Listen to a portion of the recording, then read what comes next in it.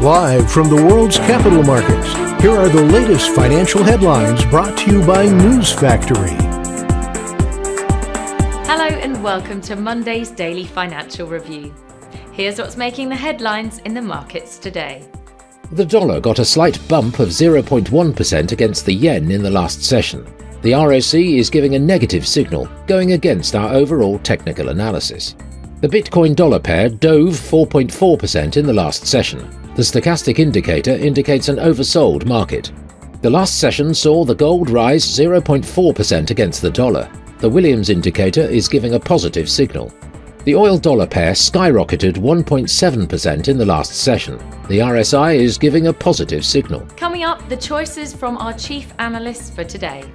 EU officials have proposed a ban on insuring ships that carry Russian oil, a move aimed at blocking Russia's access to global oil markets and the revenue that has fueled its invasion of Ukraine.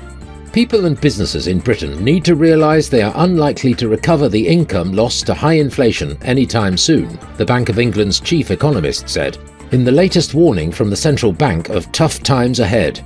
The Canadian dollar weakened against its US counterpart, as data showed the Canadian economy adding far fewer jobs than expected, and the prospect of aggressive interest rate hikes by the Federal Reserve continued to weigh on investor sentiment. Those were today's major economic events. And now, moving on to world financial headlines. The US 6-month bill auction will be released at 15:30 GMT. Japan's Jibun Bank Services PMI at 0 hours and 30 minutes GMT. The UK's BRC like-for-like retail sales at 23:01 GMT. The US 3-month bill auction will be released at 15:30 GMT. The French exports at 06:45 GMT. The French imports at 06:45 GMT. We hope that you've enjoyed Monday's financial review. On behalf of all of us here, we wish you a productive trading day. Be sure to join us tomorrow morning for the latest news and events from the financial markets.